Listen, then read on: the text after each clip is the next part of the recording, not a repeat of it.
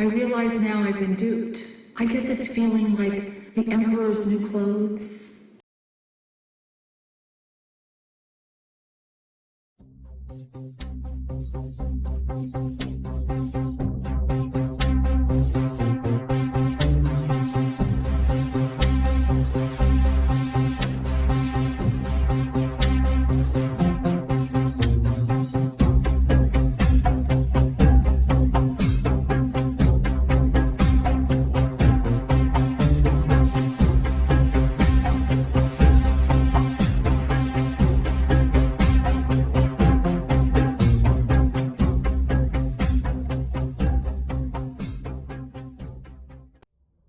Hello, it's November 2024. Now this video is inspired by a post in a social media group, and this group focus was or is on those who did not comply with the needle. I'll just leave it at that.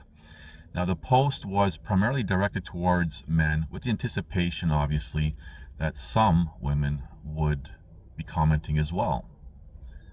However, what I noticed right off the top, just doing a quick scroll, is the comment section was dominated by women.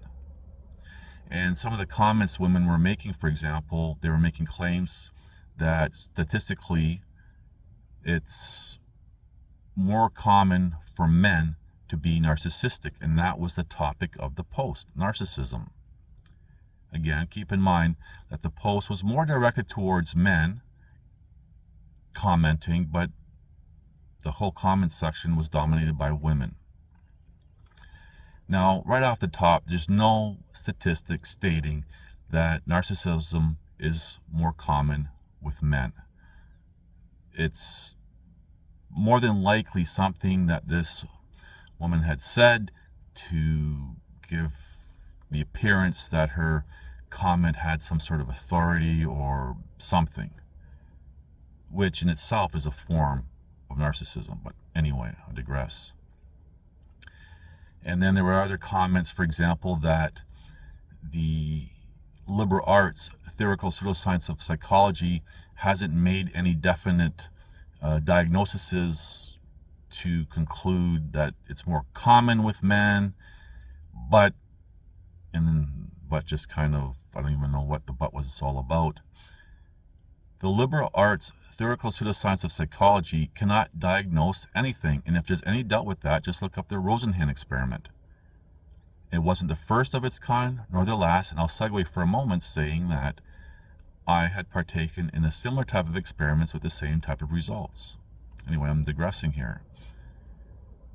And how many women talk about, well, 80% of the men that they've dated or their last two husbands or whatever were narcissistic and everything else.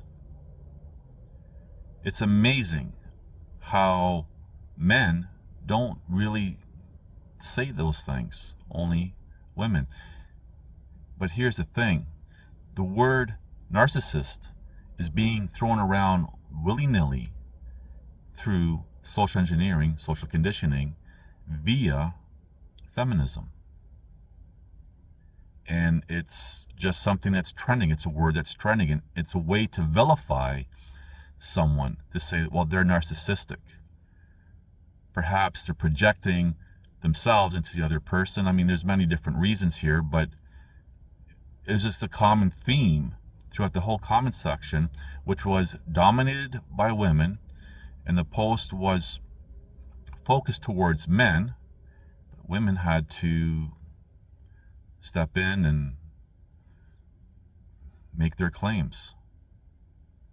And you had some men in there supporting women making these claims. And that's a whole different topic, which I'll probably get into towards the end of this. Here's the thing, if the liberal arts, theoretical pseudoscience of psychology cannot diagnose anything because it's a pseudoscience, then how do people with limited knowledge bases, who cannot separate their emotions when making conclusions and lack critical thinking skills, make such determinations? The word narcissist someone calling someone else narcissistic is an emotion-based phrase or implication here, because this is when we see it happening the most. Now, a lot of times, beta types, males and females, will look at, for example, an alpha male or female and confuse confidence with arrogance, because that's how they perceive, because they're lacking, for example, the same degree of confidence. So they vilify those who are, as a descriptive, greater than them. You don't see alpha types, male and female, throwing around narcissistic terms and all these things and accusing each other of everything. You don't see that. You only see that, for example, with the beta types. And the majority of the population are the beta types. And this is where the social engineering, for example, feminism, has been really pushed on. It's just really interesting to see in this comment section. And as I said, I've noticed this probably rising in the past 3 or 4 years, but just recently, it's just everyone's just narcissistic, and vilifying.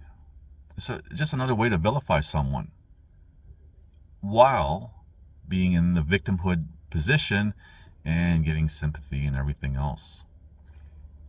But these kind of traits are more common with women. For example, we see how women will go to the gym dressed almost pretty much, might as well be naked, and video other men just glancing over at them and shame them. That's a extreme form of narcissism, while dehumanizing and vilifying any guy who would just glance over for half a second. So the whole idea of narcissistic behavior is more common with women, and these are things that we can observe.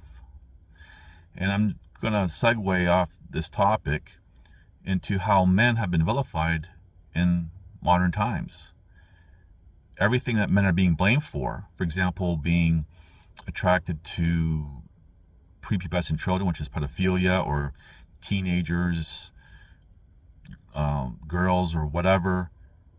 These types of things are far more common with women than men, but it's only been, the focus has been on men because of feminism and the whole victimhood and everything else. So I just wanted to share this with you and kind of give some insight with regards to trending words like calling someone narcissistic or a narcissist. These are just trending words, but they're very harmful words, especially when most of the time it's actually a false accusation, and false accusations destroy lives. Anyway, things to think about. Thank you for watching. Please like, subscribe, comment, and share. Women have, the domestic life of women traditionally has been a socialist utopia. Why would you leave that? After seeing that video, I have to really reevaluate my life choices, because I never thought of it this way. I also begin to realize that as a female, I need to really be careful, because females are highly susceptible to propaganda. How did we ever believe that becoming a wage slave is empowering?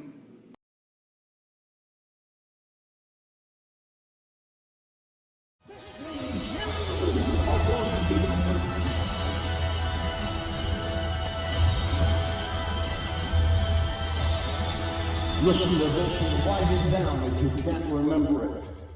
You're never going to outgrow warfare. You simply must learn to fight. I hear people saying to me, oh, when is it going to get easier? When you die.